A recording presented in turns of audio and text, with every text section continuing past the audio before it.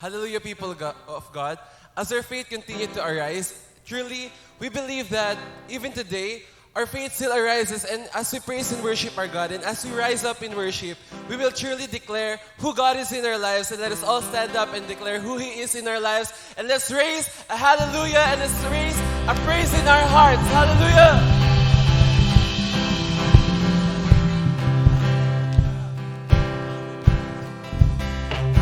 Jesus.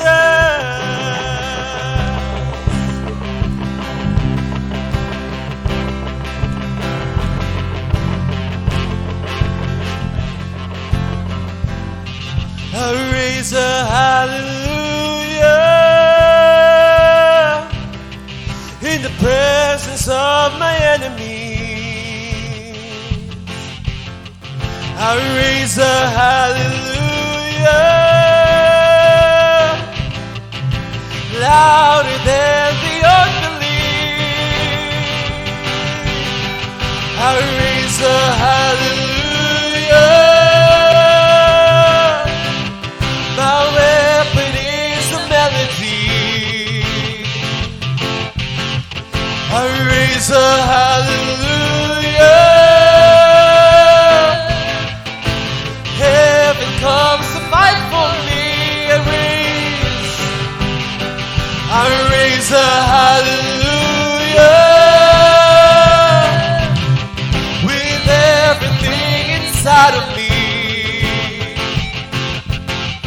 I raise a hallelujah. I will watch the darkness flee. I'm gonna sing in the middle of the storm. Louder and louder, you gotta hear my praises roar. Up from the ashes, hope will arise. Death is defeated, the King is alive. I raise a hallelujah with everything inside of me. I raise a hallelujah. I will watch the darkness flee. I raise a hallelujah in the middle of the mystery. I raise a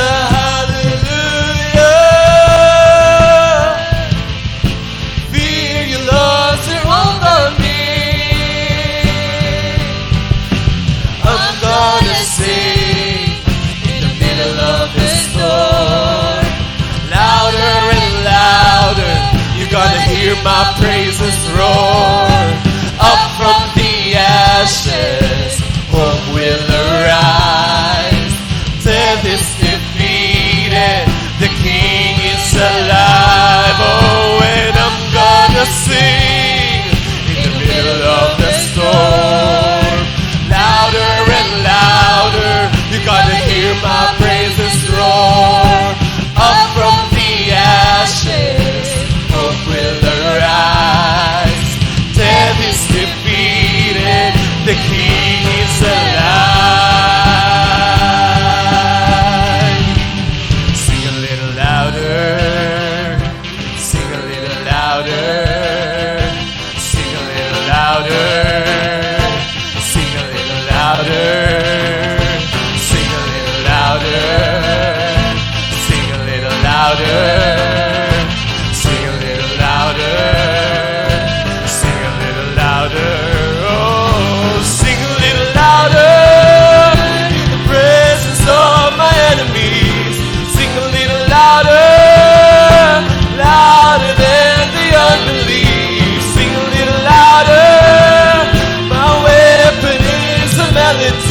Sing a little louder.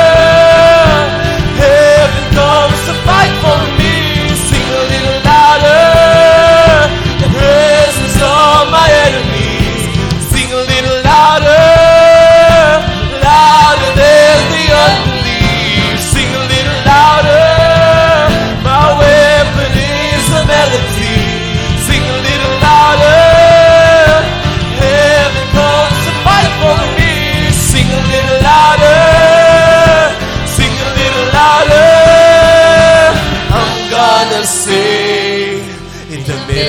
of the storm. Louder and louder, you're gonna hear my praises roar. Up from the ashes, hope will arise. Death is defeated, the King is alive. And I'm gonna sing in the middle of the storm. Louder and louder, you're gonna hear my praises roar. Up from the ashes, hope will arise. Death is defeated, the King is alive. I raise a hallelujah in the presence of my enemies. I raise a hallelujah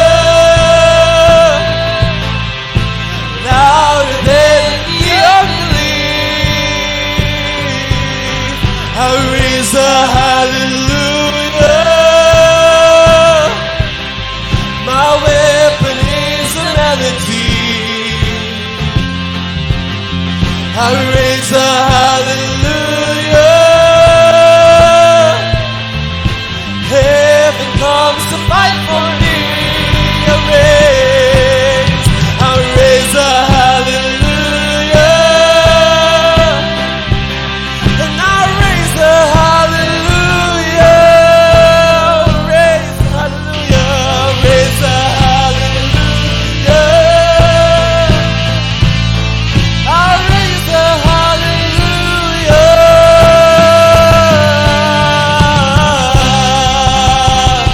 We praise you, Jesus. Oh, hallelujah, Jesus. We declare your name over every name, oh God. You're above, oh God.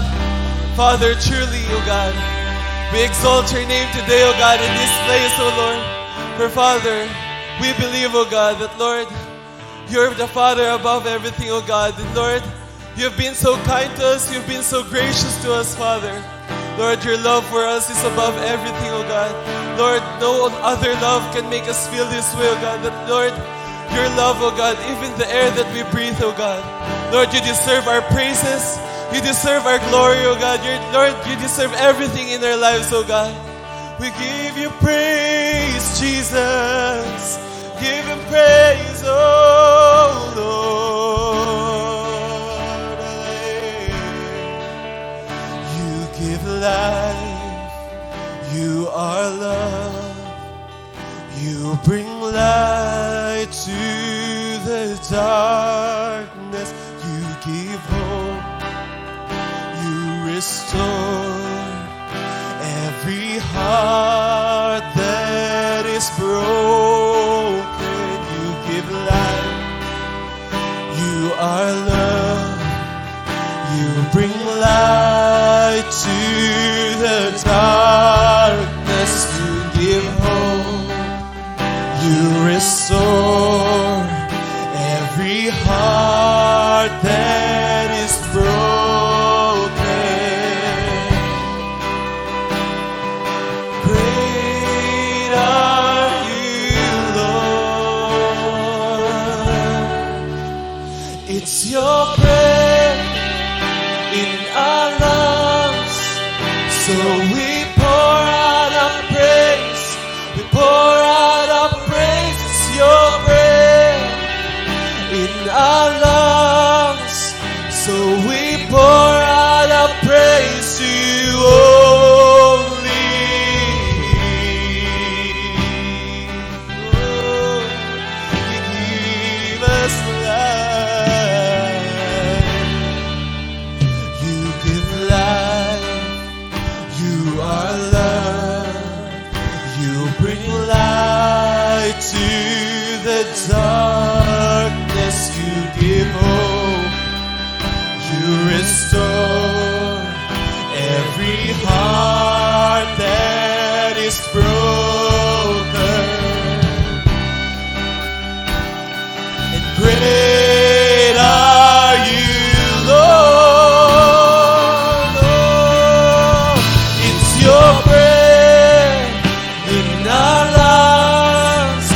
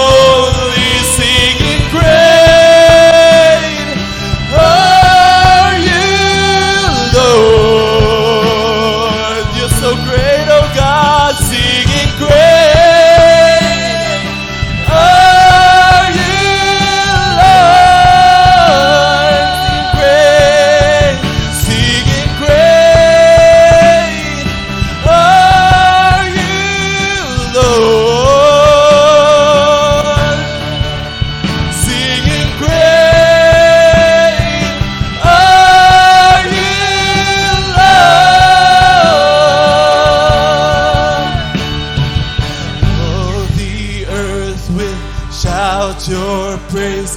Our hearts will cry, these bones will sing. Great are you, Lord, so great. Oh, the earth will shout your praise. Our hearts will cry, these bones will sing. Great are you, Lord. You've been so great, oh God. Oh, the earth will shout your praise. Our hearts will cry, these bones will sing. Great are you, Lord. And all the earth will shout your praise. Our hearts will cry, these bones will sing. Great are you, Lord.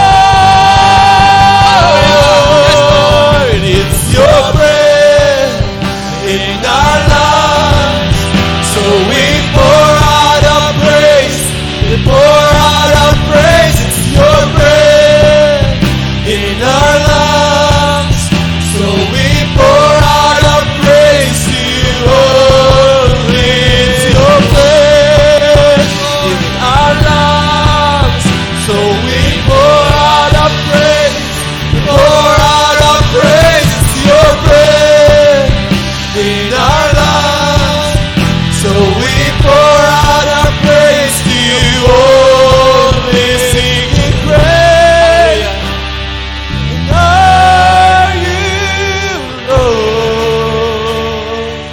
Thank you, Lord. Hallelujah.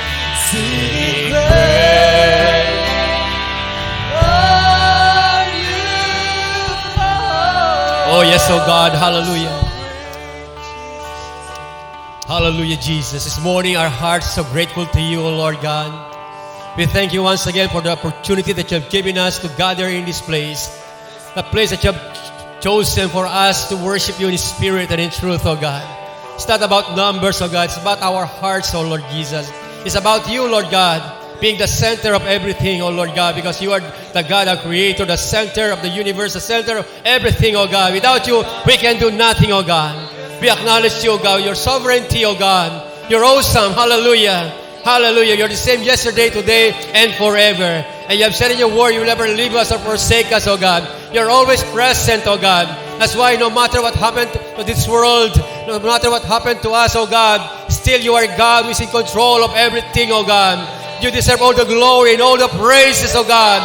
Oh, yes, Jesus. We praise you. We honor you, Lord God. We are here to sing praises to you as never before, O God. We will shout your greatness. Oh, thank you, Lord. Oh,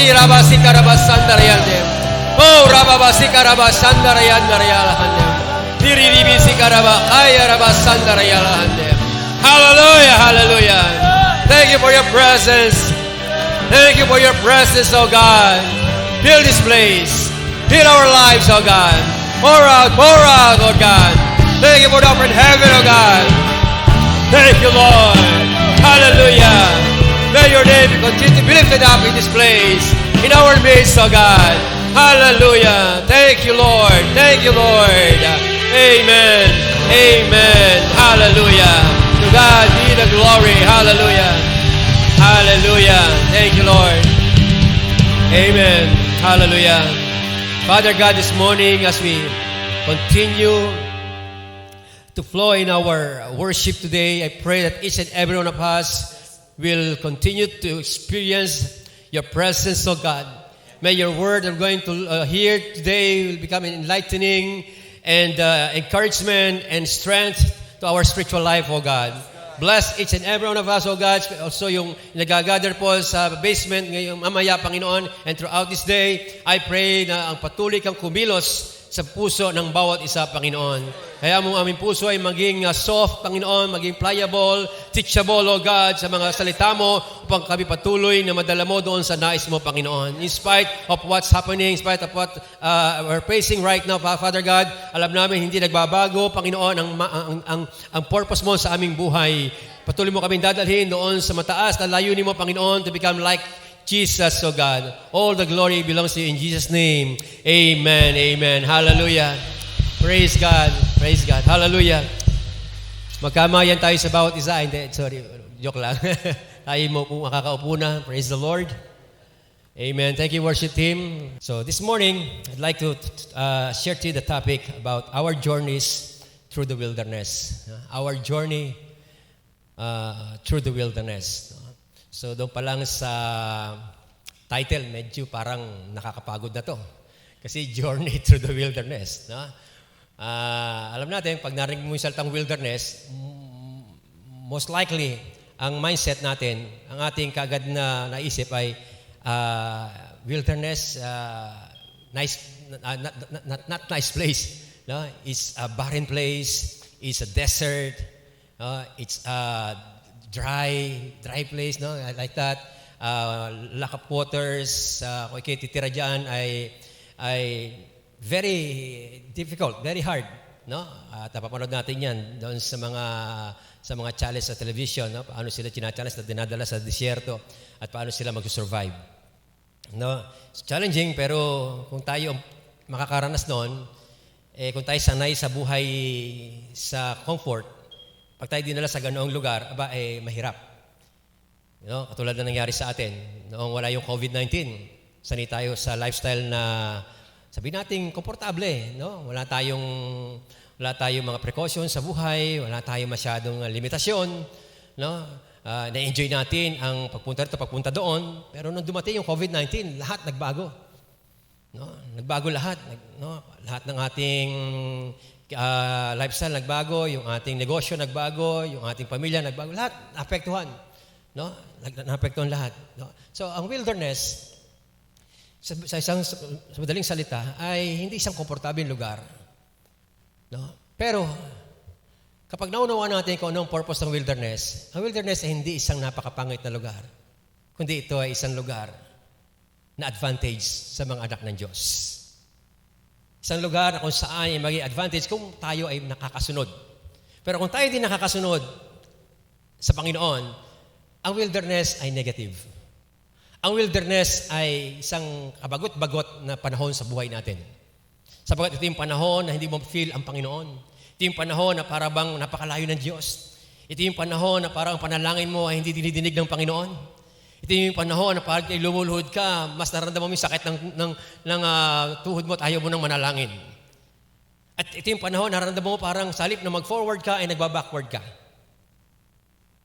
Tayong lahat nakakaranas niyan. No? Lahat ng mananampalataya, lahat ng totoong Kristiyano nakakaranas niyan.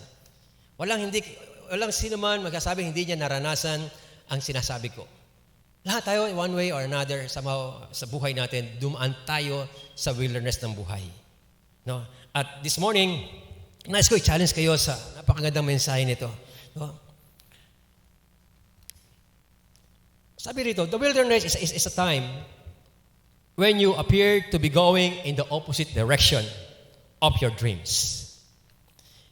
It's a time when you appear to be going in the opposite direction of your dreams. May mga pangarap tayo, may mga plano tayo sa buhay.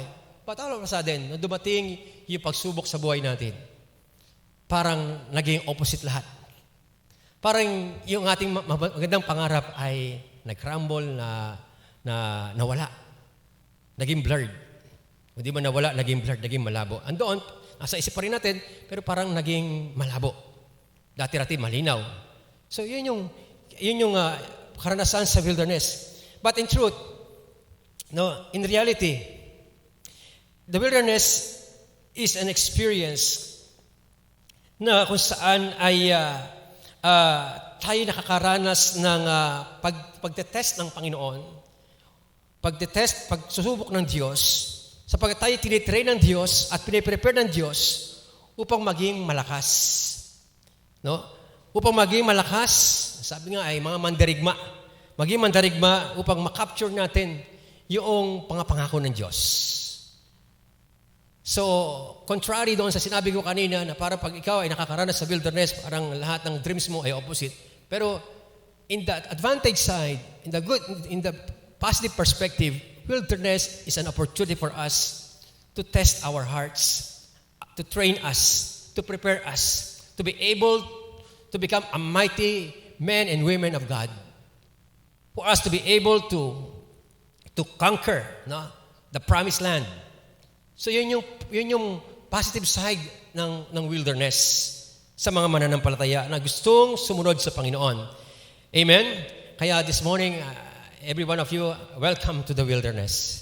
Welcome to our wilderness. Sabi mo sa katabi mo, welcome to the wilderness. Amen. Hallelujah. So in the wilderness, the good news is, bago tayo lumakad sa wilderness, ito ay nilakaran ng mga great men of God. Mababasa natin sa Bible, andyan ang mga prophet of God, mga great men of God, andyan mga apostle of God, andyan si Abraham, a very rich man, na very comfortable ang life nila ni Sarah, pero kinuman sila ng Panginoon na pumunta sa isang lupa ay hindi nila alam, to the unknown, the journey to the unknown place. No? At doon ay na-reveal sa kanya ang Panginoon. Andyan si Moses, na bagamat si Moses ay pinanganak na isang slave woman, pero siya ay sa intervention ng Panginoon, siya ay inaampon ng isang anak ng Parao, at siya ay inalagaan at binigyan ng panibagong pagkatao, naging Prince of Egypt. Pero after 40 years, siya ay dinala ng Panginoon sa panibagong karanasan, dinala sa wilderness for another 40 years. Andyan si David. Si David ay pinaprophesy ni Samuel na magiging next king, next to Saul. No? So ang ganda ng prophecy sa kanya. Pero saan natin natagpuan si David? Sa cave. Andoon siya sa kuweba. No? Siya ay namalagi sa isang kuweba at nagtatago sapagkat tinutugis siya noong papalitan niyang hari. Gusto siyang patayin. No? Andyan si Joseph. Si Joseph ay andoon ang favor sa kanya ng kanyang tatay, father. No? Siya pinaka-apple of the eye, pinaka-paboritong anak. At dahil doon siya ay pinagkaisaan ng kanyang mga kapatid dahil hindi nila nagustuhan yung favor na binibigay sa kanya. So anong ginawa ng mga kapatid niya? Siya ay inihulog sa balon. No? Buti lang meron isang naawa. No? Kung walang naawa, doon na siya mamamatay. Pero may naawa at sabi, wag na natin siyang iwanan. Dahil nakakaawa naman, kapatid naman natin siya. So kunin lang natin siya at ibenta na lang natin. So siya ay binenta doon sa Ehipto. No? At siya ay doon ay nakulong din. Sa krimen hindi naman niya ginawa. Pero ang Panginoon ay kumikilos. Sa mga panahon ng wilderness, ang buhay ng mga tao, may favor ng Panginoon, pinili ng Diyos, pero sa panahon ng kanilang buhay, it seems merong pattern, no? Merong pattern yung may pattern ang wilderness. Pakikita ng Panginoon ang magandang plano niya sa buhay natin, yung great future niya, pakikita niya sa atin, pero after that, be ready for the wilderness. Kasi bago tayo makarating doon, itetest tayo ng Panginoon. Ititrain tayo ng Lord. Be prepared tayo ng Panginoon. So yun yung pattern ng wilderness. Can you say amen to that? Hallelujah. So the most exciting part or exciting thing about the wilderness is that it is the place where God reveals Himself in a fresh new ways. Hallelujah. Very, very nice statement. Okay, the most exciting thing about the wilderness is that it's the place where God reveals Himself in the fresh new ways.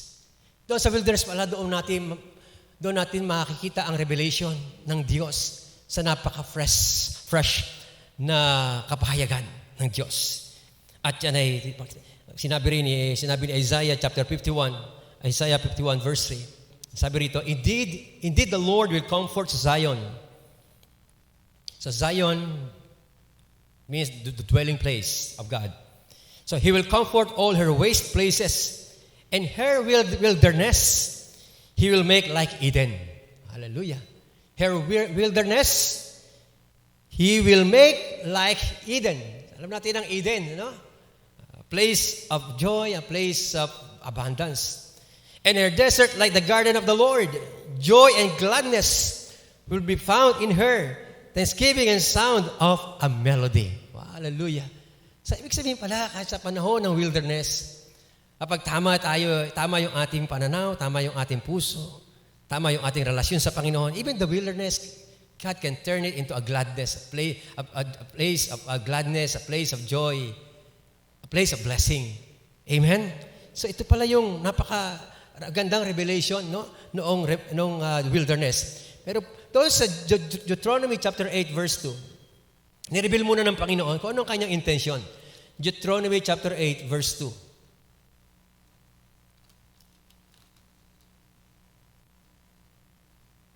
Sabi rito ng Panginoon sa Deuteronomy chapter 8 verse 2, sabi niya, you shall remember all the way which the Lord your God has led you in the wilderness these 40 years, that He might humble you, testing you, to know what was in your heart, whether you would keep His commandments or not. So ito yung purpose ng Panginoon. Kaya sila dinala sa wilderness, dahil sabi diyan ay for 40 years upang sila ay humble ng Panginoon, testingin ng Diyos, subukin ng kanilang puso, to know what was in your heart. So palagi ko, iba narinig na ito, explanation ko dito, na ang tanong ay, hindi ba alam ng Diyos ang laman ng ating puso? Di ba Diyos siya, makapangyarihan siya? So, definitely, God knows our hearts. Di ba sabi ng Biblia, yung lalabas pala sa bibig natin, alam na ng Panginoon. Yung iniisip pa lang natin, bago pa lang natin i-compose, alam na ng Diyos Pero anong sabi nito ng Panginoon? That to know, for you to know what was in your hearts. Ibig sabihin, ang ibig sabihin ay yung tayo mismo, maunawaan natin, maalaman natin ano yung laman ng ating puso. Dinadala tayo ng Lord sa wilderness kasi gusto ng Panginoon ipakita sa atin, ayan mga anak, yan ang laman ng inyong puso. Di ba? Yan kayo. Yan ang, kung anong lalabas sa inyong bibig, galing yan sa puso. I mean, out of the abundance of the heart, the mouth speaketh. Kaya in-express ng Diyos para maunawaan natin, makita natin, ito yung mga bagay, bakit ko kayo gustong baguhin? Bakit ko gusto kayong i-train, ipihanda? Hindi kayo pwede bakapunta doon sa mga pangakong bibigay ko sa inyo kung ang puso ninyo, ang buhay ninyo ay hindi worthy sa akin. So yun yung isang purpose ng Panginoon. Bakit niya dinala sa wilderness itong mga taong ito? Yung children of Israel. Amen? And do not think the reason why God allow us to be in our wilderness is because God wants to punish us or angry with us. God is slow to anger. Marami tayong kasalanan pero hindi tayo pinarusahan ng Panginoon doon sa kasalanan deserving natin. Kung tayo pinarusahan ng Panginoon doon sa kasalanan deserve tayo, wala na tayo dito. Hindi na tayo makakahinga. Hindi na tayo makakakilos. Pero lahat ng kasalanan hindi na dapat tayo parusahan, ginawa na ng Panginoon. Kaya hindi tayo dinala ng Lord sa wilderness para tayo ay parusahan, pahirapan. Amen? Dito makita natin, when the children of Israel experienced the wilderness, kahit ang mga Israelita ay sabi nga, they totally messed up. They messed up all the plans of God. Talagang hindi nila nasunod ang kalooban ng Diyos. And they even overstayed. No? Hindi naman 40 years ang plano ng Diyos sa kanila Pero napumahaba naprolong kasi gusto ng Panginoon, nabigyan sila ng chance. No? I-extend yung kanilang yung cut-off time. No? Alam niyo sa Ironman, pag kayo sumali, may cut-off time dyan pag sinabing yung full distance Ironman, pag 17 and a half hours, gawin mo na lahat na makakaya mo. Matapos mo yung race sa loob ng bago mag 17 and a half hours. Kung DNF ka o did not finish, wala kang medal. So, lahat ng pinaghirapan mo, wala. So, maraming hindi nakakatapos. At karamihan, siyempre, malungkot, frustrated, depressed. Kasi yung investment nila, pera, trainings, no? Doon sa pagsali sa Ironman race, not easy. No? It's not small amount of money involved. Kaya meron ngayong mga 300 Filipino athletes from other countries, no? Especially mga naka-base sa UAE, Dubai, na nagpe-petition sila. Nabasa ko sa Inquirer yesterday na gusto nila i-refund yung kanilang registration sa Ironman Subic. Kasi dapat naganap yung Ironman Subic noong June na to. Noong June 7, kasali ako dun eh. So na-move yan ngayong October, kaya lang hindi rin nila nakikita o kahit ako na matutuloy ito kasi nga wala pang vaccine at delikado pa din. No? Sinulat doon noong isang Pilipino yung kanyang ginastos. Hotel pa lamang, sabi niya 32,000 na yung booking. Yung registration 35,000. So 70,000 na. Yung pang airfare, yung pampagay, abutin na 100,000 kaya sabi nila gusto nila i-refund yung kanila ibinayad, kaya lang walang reply ang Ironman International. So ako inaabangan ko lang din kasi kung may refund, i-refund ko rin yung aking registration. But good news is hindi ako nakapagpa-rebook, hindi ako ng mga hotel. Kasi ako lang ako ng hotel pag malapit na.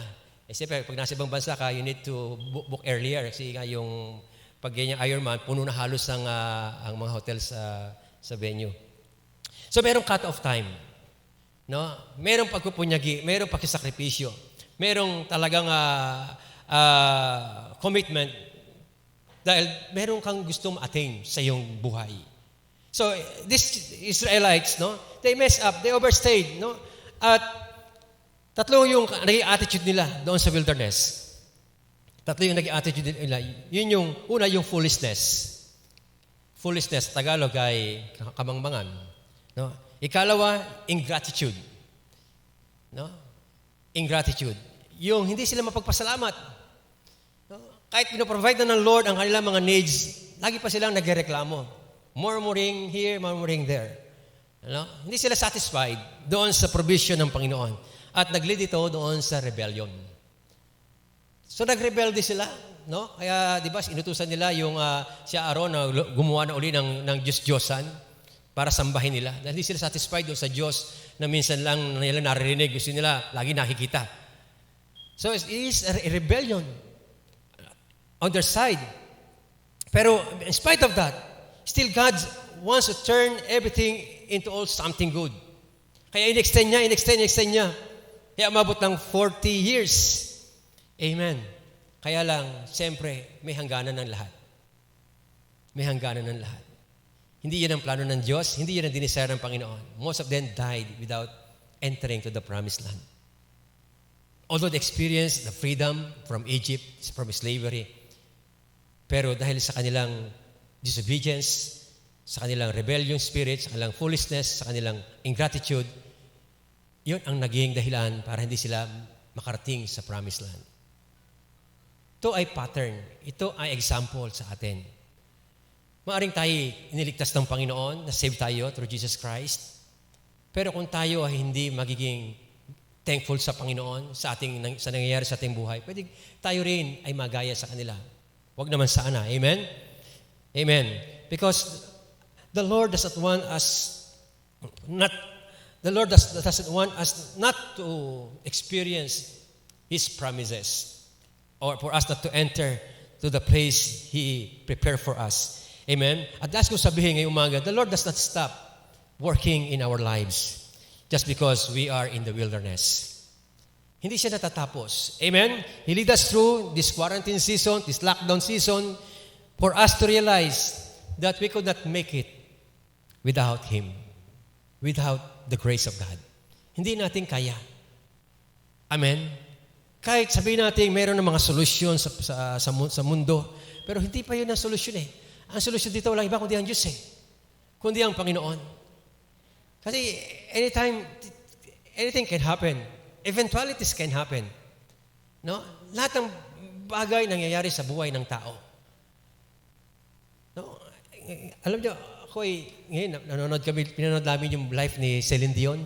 Kasi paborito kong singer yan eh. No? Talagang extraordinary yung life niya. Yung for 3 decades, talagang siya yung number 1 female singer, artist, global. No? Global. At because of that, siya sa pinakamayamang singer o artist sa buong mundo. Yung kanya lang bahay na sa Florida na binenta niya ng $72 million. No? Tingnan niyo sa YouTube. Ma-amaze kayo doon sa bahay niya.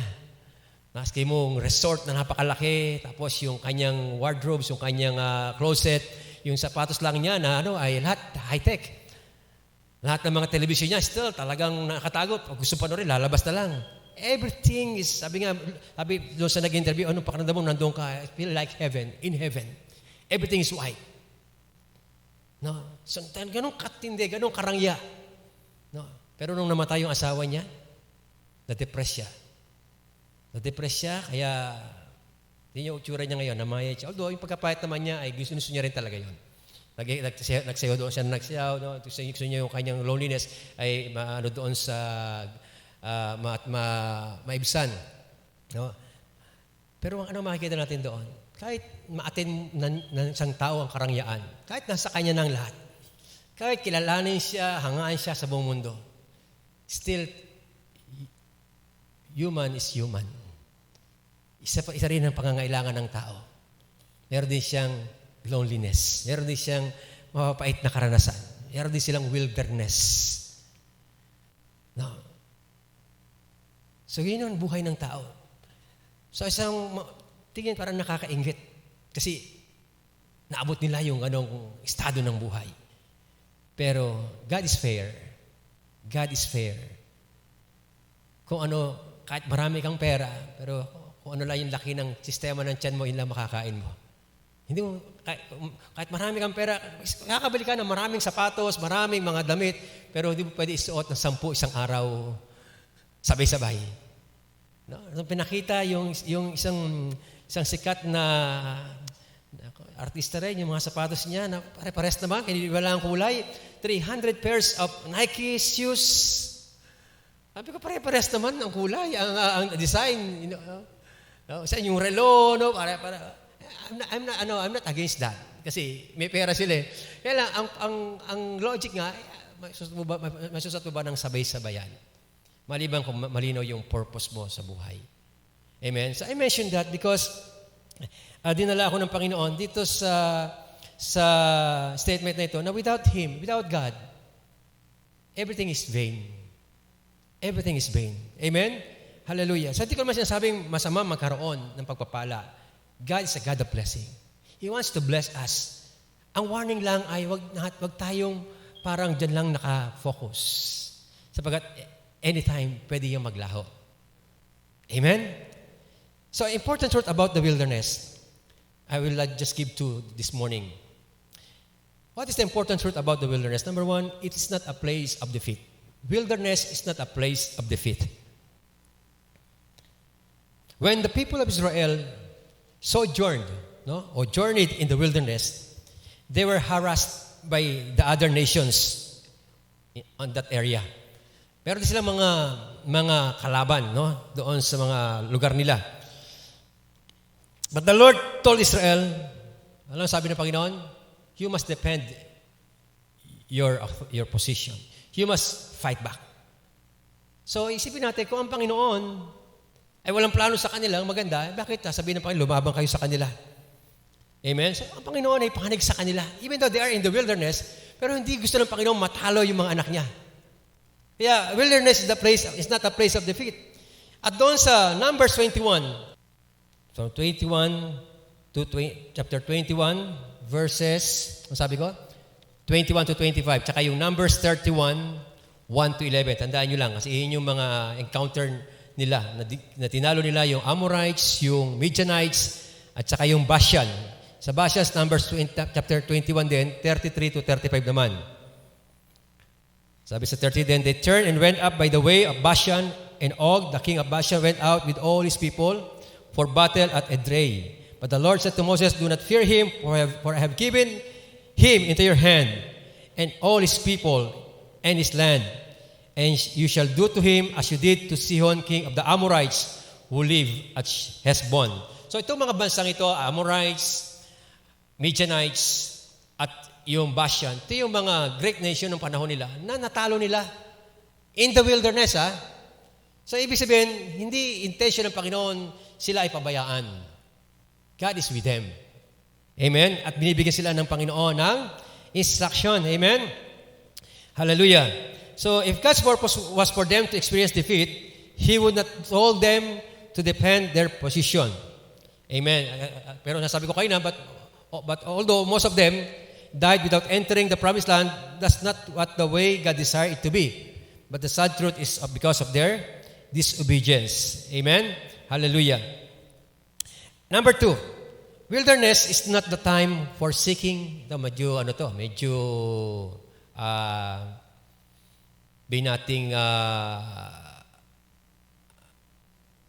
medyo maraming medyo na ano rito na wiwindang. Amen. Number 2, it is not a time for seeking signs, blessings, or abundance. Wilderness is not a time for seeking signs, blessings, or abundance. But wilderness is a time to seek the heart of God. Ang wilderness ay hindi panahon na magsisik tayo ng blessing. Sabi nga ni John Jack Ma, no, sabi niya, i-recall ko lang, sabi niya, sa panahon ito, wag daw munang mag-dreams ng napakalayo o mag-isip ng anumang mga plano. Sapat na ngayon, may mabuhay ka, may makain ka, may maisuot ka, at kumita ka na. Kasi hindi mo alam yung magiging bukas. Parang related sa biblical. No?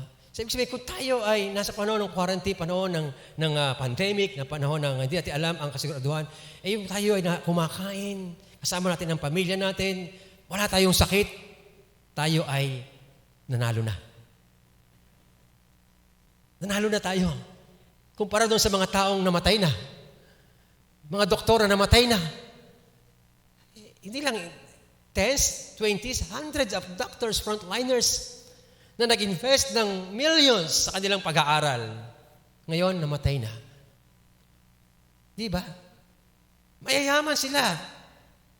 Pero nasaan sila nakalibing na? Around the world. Halos nasa million na ang namatay. No? So, praise God. Matagumpay pa rin tayo.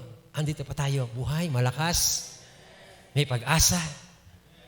Kahit alam natin nasa wilderness tayo, alam natin may ginagawa ang Diyos sa ating buhay. So it's not the time to seek the blessing or signs and wonders, but it's a time to seek the heart of God. The heart of God. Amen? Hallelujah. This will produce the strength. No? When we seek the heart of God, which will produce character and strength in you. Pag sinik natin ang heart ng Panginoon, nagpo-produce ito ng character. A character like Him. Amen? Strength, extraordinary strength. Remember, if we are to be like Jesus, our character must develop. Isa sa mga mataas nating purpose yan eh. Amen? To be like Jesus. Because we are predetermined. We are to be conformed to the image and likeness of Jesus in Romans 8:29. We are predetermined to be conformed. No? Tayo ay nakaplano na talaga. Bago pa mangyari ang lahat ng ito, ay nakaplano na sa Diyos, maging katulad ng kanyang anak.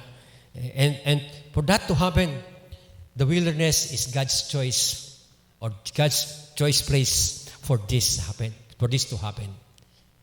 Whether we like it or not, we need to accept this reality. Amen? So our God desires to reveal Himself to those who will seek Him with all their heart. Because those who seek and search for God with all their heart, God's promise, He will reveal Himself to them.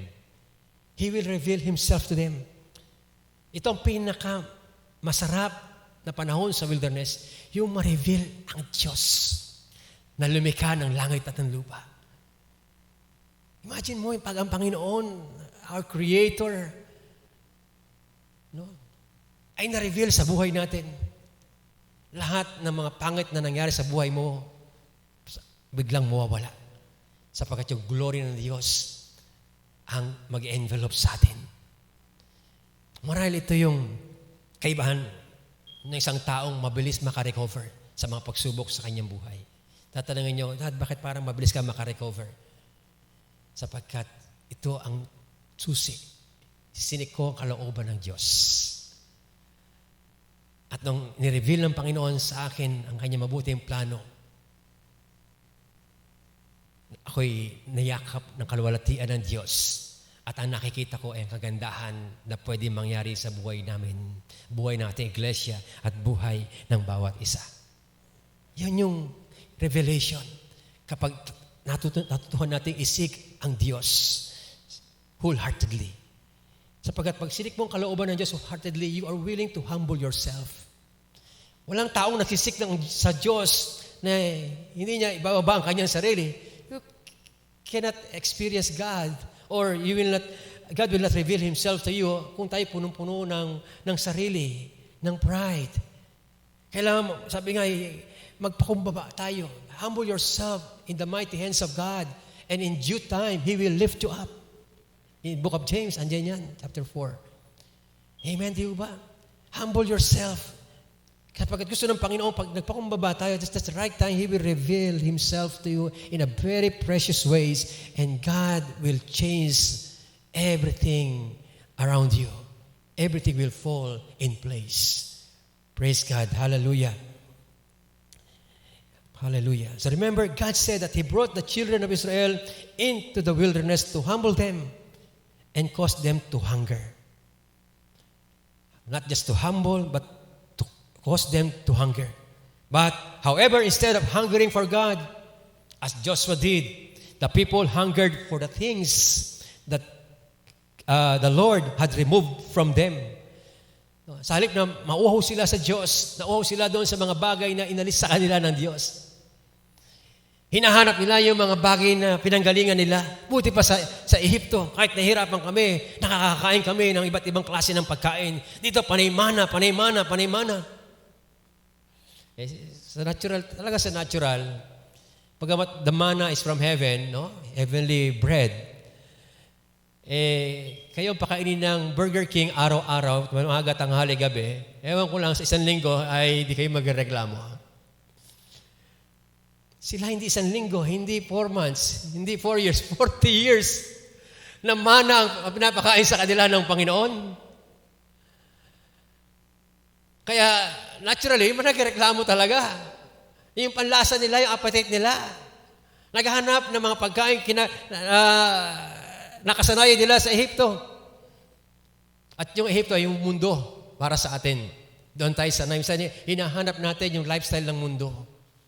Kahit tayo ay nandito na sa ganitong buhay. No? Minsan bumabalik tayo noon sa mga panahon na tayo ay na-deceive. Mga panahon na-enjoy natin sa ating flesh yung mga bagay na kinaugalian natin. No? Ganon din sa mga, parang ganon din sa mga Israelites. So yun yung kanilang mga hinahanap yung mga bagay na pinanggaling, mga bagay na inalis sa kanila ng Panginoon. But when God came to reveal Himself to them, no, as He had done to Moses, wala na silang appetite for God. Kasi yung self nila ay punong-puno ng material things. Amen? At in fact, they rejected God. Mababasa natin ito sa Deuteronomy chapter 5, verse 23 to 27. Sabi rito, and when you heard the voice from the midst of the darkness while the mountain was burning with fire, you came near me, all the heads of your tribes and your elders. You said, behold, the Lord our God has shown us His glory and His greatness, and we have heard His voice from the midst of the fire. We have seen today that God speaks with man, yet He lives. Now then, why should we die? For this great fire will consume us. If we hear the voice of the Lord our God any longer, then we will die. For who is there of all flesh who has heard the voice of the living God speaking from the midst of the fire as we have and live? Verse 27, go near and hear all that the Lord our God says. Then speak to us all that the Lord our God speaks to you, and we will hear and do it.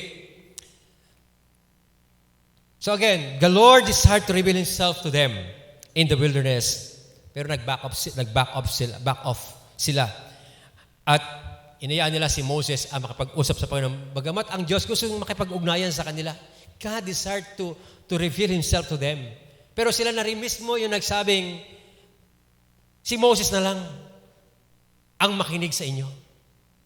So they rejected God. Doon sa kanilang sinabing, so sa verse 20, especially sa verse 27, sabi diyan ay, go near and hear all that the Lord our God says. Then speak to us all the Lord our God speaks to you, and then we will hear and do it. Although, sinabi lang we will hear and do it, pero ang intention ng Panginoon ay sila mismo ay makausap ng Panginoon. Pero hindi nila ginawa. Because pinasa nila kay Moses yung pakipag-usap sa Panginoon. So sadly, the people never did know God. These people didn't know God. They only knew about Him.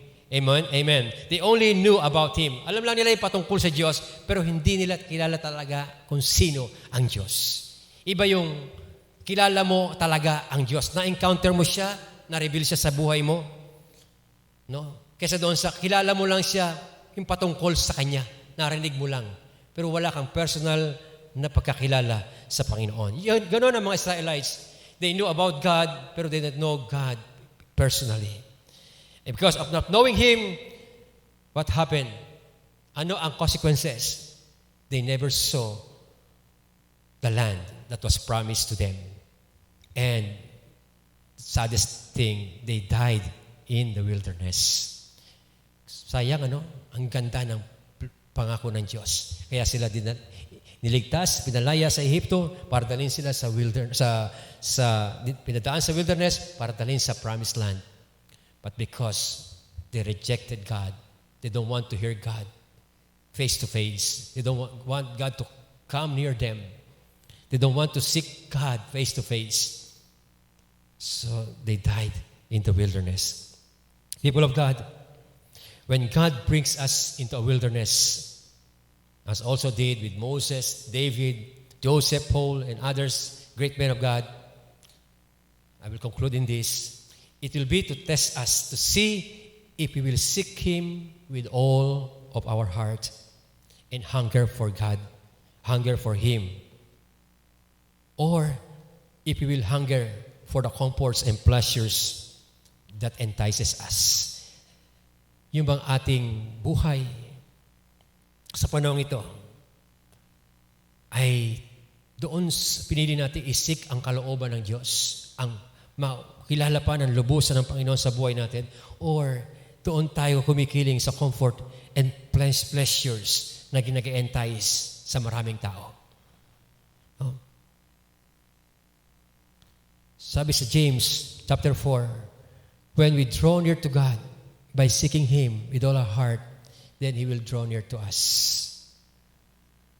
So the children of Israel were more interested in their own desires, yung lust, than in God's desire for them.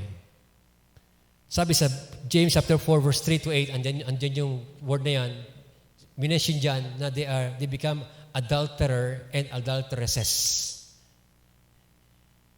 Imagine that, no? Sila ay naging adulterous. Tingnan natin sa James chapter 4.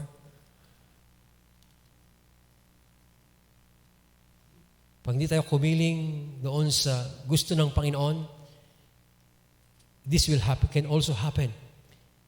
Sabi sa verse 3, you ask and do not receive because you ask with wrong motives, so that you may spend it on your pleasures. Verse 4, you adulterers, or adulteresses, do you not know the friendship with the world is hostility toward God? Therefore, whoever wishes to be a friend of the world makes himself an enemy of God. No? Yun ang sabi ng Book of James. Sinabi sa kanila, they were adulterers and adulteresses seeking the comfort and security that the world's ways could bring them. So they soon forgot that all these luxuries and provisions couldn't save the Egyptians and their army. Nakalimutan nila yung pinanggalingan nila ng mga na Egypt, napakayamang bansa, ay hindi naligtas sa kapahamakan. Hindi sila isinave ng kanilang karangyaan. Nakalimutan nila. They saw in their very own eyes paano lumubog, nalunod yung mga humahabol sa kanilang mga army, great army. Thousands of armies. Pinupurso sila para sila ay patayin. Pero sa isang kumpas ni Moses, sa magitan ng kapangyarihan ng Diyos, bumukas ang dagat. Nakadaan sila at nasumunod yung mga army ng Egyptians. Biglang pinaklose ang dagat ng Panginoon ng dagat at lahat sila ay nangamatay. Pati yung mga karawahing pangdigma. Lahat yon ay nabaliwala. So doon natin, ano pinakikita ng Panginoon? No, yung mga securities na yan, kayang tanggalin ng Diyos anytime. Pero kapag tayo, inuna natin ang Diyos, gusto natin ang Panginoon sa buhay natin. No? Pagkakalob ng Panginoon, ang mga bagay, higit doon sa bagay na naglalayo sa atin sa Kanyang paningin. Hindi against ang Lord, again, sa mga blessing. God is a God of blessing and prosperity. Pero ito yung warning sa atin. Sa panahon ito ng wilderness sa buhay natin. Wilderness is a time to seek the heart of God. To be humble, hunger for Him. Kung ito'y magagawa natin, amen, dalawang bagay ang dapat una natin gawin. If we want to draw near to Him, you must do two things. Number one, we must cleanse our hands. We must cleanse our hands. No, tama-tama, lagi tayo nag-uugas ng kamay ngayon. So, paalala sa atin ng Panginoon, kung bakit nag-uugas ng kamay? Kasi para yung mga mikrobyo, ay talagang ma-ensure na wala. Pag mawak tayo sa mga ilong natin, bibig natin, malinis yung ating kamay. Sa spiritual, ganun din. Lagi malinis yung ating buhay spiritual. Lagi tayong ready. Lagi tayong nagpapapurify sa Panginoon. Because number two, we must purify our hearts. Hands and hearts. We must purify our hearts, number two. The key to this is what James says, purify your hearts, you double-minded. Purify your hearts, you double-minded. In verse 8, sabi dyan, ng book of James.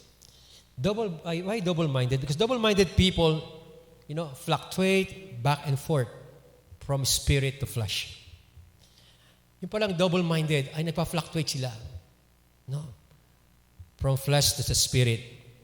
Pwedeng, pag Sunday, okay, nakarinig ang salita ng Panginoon, okay, pero pagdating sa ilang araw sa bahay, babalik sa flesh. Parang yung buhok ng babae na pinakulot. Diba? Ang babae, pag nagpapakulot, bawat isang strand niyan, i-chemically altered at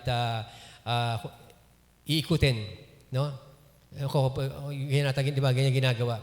Tapos, pagka naset na yung hair doon sa hulmahan, doon sa pinagkukulutan, no? Yan, pag yan ay binatak mo, in-straight mo yan, pag binitaw mo, babalik uli sa pagkakulot. Kasi nakaset na yung kanyang buhok doon sa proseso. No? Nakuha niyo yung example. Ganon din ang buhay ng mananampalataya. Pag tayo, kung saan nakaset yung ating affections, no? Babalik at babalik tayo doon. Kung tayo hindi nakaset sa kalooban ng Diyos, nakaset tayo doon sa ating sariling plano, sariling gusto, babalik ka rin doon. Kaya nag-i-struggle ang maraming Kristiyano kasi back and forth, flesh, spirit. So kailangan ma-distinguish natin, Lord, gusto ko iset ang puso ko mas mataas sa iyo. Para anumang mangyari, minsan natutukso tayo pero hindi natin hayaang mananatili doon. Sapagkat ang affection natin nakaset. So the key word is set. Hindi tayo double-minded. Nakakommit tayo. Eto na ang buhay ko. Nasa Panginoon na ako. Kung ano gusto ng Diyos, gagawin ko na. Kasi nung wala pa ako sa Panginoon, gusto ng Diablo, ginagawa ko. Diba? Without struggle. Ngayon, nasa Panginoon na ako Naranasan ko yung kabutihan ng Diyos. Bakit hindi ko pa kayang iset ang aking puso, kalooban, at lahat-lahat doon sa kalooban, sa gusto ng Diyos? No? Para hindi tayong parang kulot na buhok na pag in-straight mo, babalik pa rin. Back and forth, nagpa-fluctuate. Dahil double-minded. So yun yung gusto ng Panginoon sa atin. Because what you diligently seek is what your affection are set upon. Amen? David says in Psalm 16, verse 8, sabi ni David, and I will end to this, I have set the Lord always before me. I have set the Lord always before me. In Psalm 16, verse 8, I have set the Lord always before me. King James Version. Ibig sabihin ni David, because his heart, his mind was not double-minded. He's not double-minded person. His heart was pure. He did not have other things in his heart than to love the Lord. Amen. Mga kapatid, mga pamilya, mga bagay na iniibig natin, ginugusto natin, bagay na pinagkakatiwalaan natin, higit sa ating Panginoon ay magiging idol ng ating buhay. I repeat, things that we love, like, or trust more than Jesus are called idols. So the person who doesn't love, like, or trust in anything or anyone more than Jesus is the one who has a pure heart. Pag tayo, higit natin minamahal ang Panginoon, iniibig, ginugusto, nagkakatiwalaan, meron tayong pure heart. And Jesus says in Matthew chapter 10, we should apply some verse. Jesus says in Matthew 10, verse 37, Matthew chapter 10, verse 37,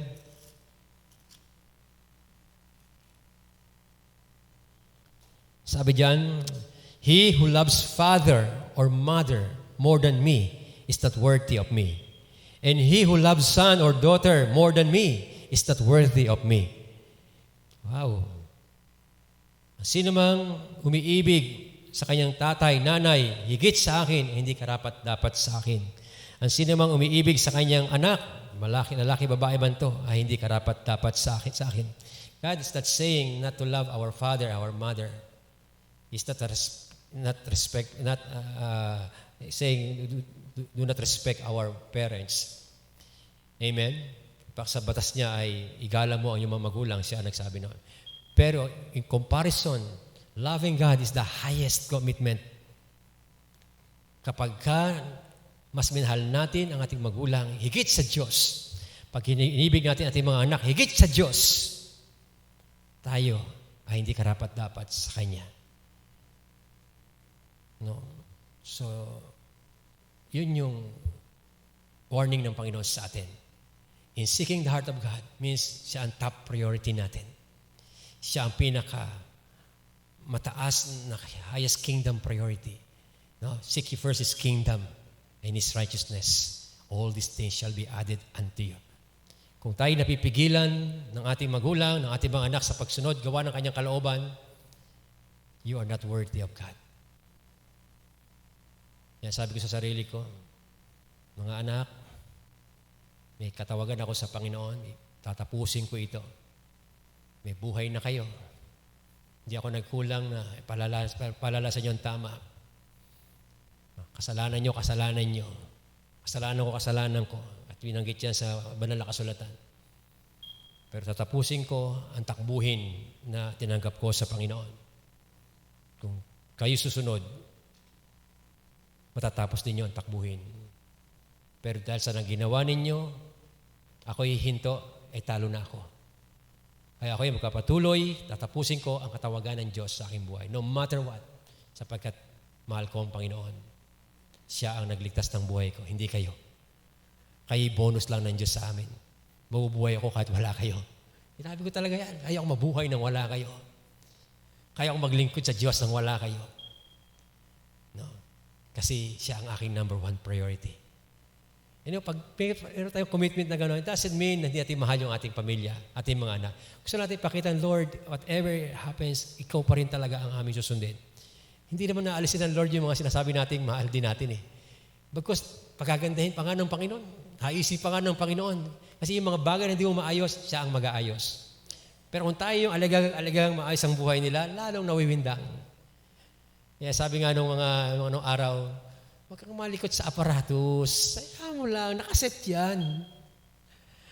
Mayroong gagawin ng Diyos. Pag hindi sila nakipag-cooperate, pahala sila eh. Sila ang gumusto niyan eh. Di ba? May nagawa ba ang Diyos sa mga Israelita? Ginusto nilang huwag pumasok sa promised land because of their disobedience. No. May nagawa ba? Kasi may free will eh. Free will. Ganon din tayo, may free will tayo. No? Minsan yung free will natin, magkakaiba. Pero isa lang, ang gusto natin gawin, masunod natin ang gusto ng Diyos sa ating buhay. Amen?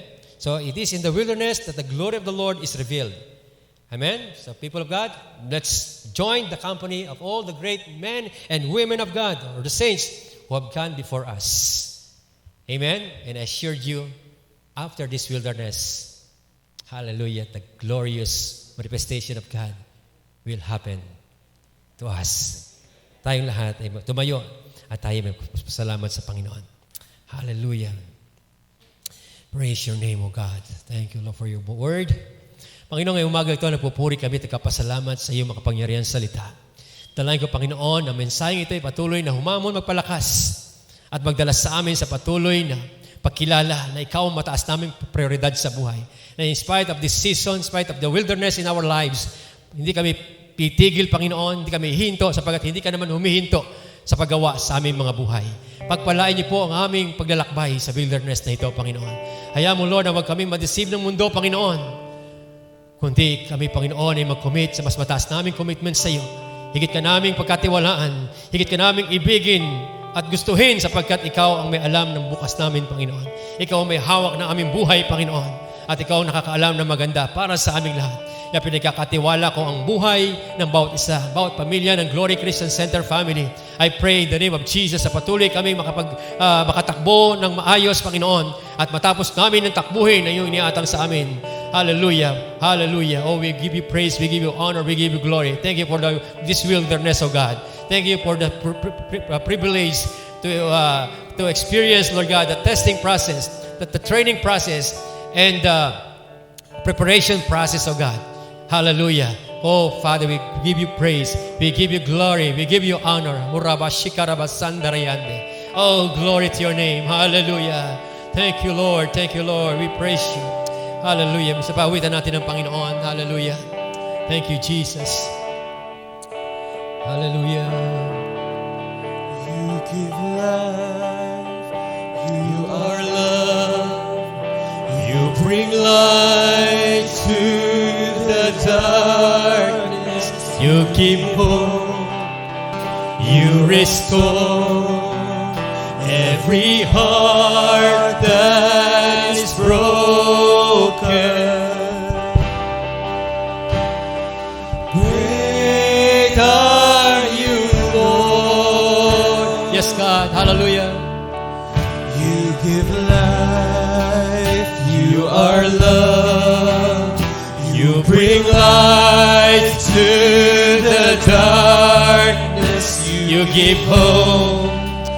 You restore every heart that is broken. Hallelujah. Great are you, Lord. Hallelujah. Thank you, Lord. Let's love the Lord. It's your breath Amen. in our lives. Yes, Jesus. So we pour out our praise. We pour out our praise. Your breath in our lives. So we pour out our praise to you only. Your breath in our lives. So we pour out our praise. We pour out our praise. Your breath in our lives. So we pour out our praise to you only. Hallelujah. Thank you, Jesus. Thank you, Holy Spirit. Hallelujah. We commit our lives to you, Lord God, to love you more than anything else, oh God. Hallelujah. Let our hearts seek you with all of our hearts, Jesus. Hallelujah. Oh, help us, oh God. Enable us, Lord God, to continue, Lord, to do the things that you want us to do, oh God. To allow, to embrace, oh Lord, the things that you want us to embrace, oh God. Even right now, Father, thank you for your great presence, anointing to all of us, oh God. Thank you for your strength, oh God. All the glory and honor belongs to you. In Jesus' mighty name, amen, amen, and amen. Hallelujah. Thank you, Lord. Hallelujah. Praise God. God bless you, people of God. Amen.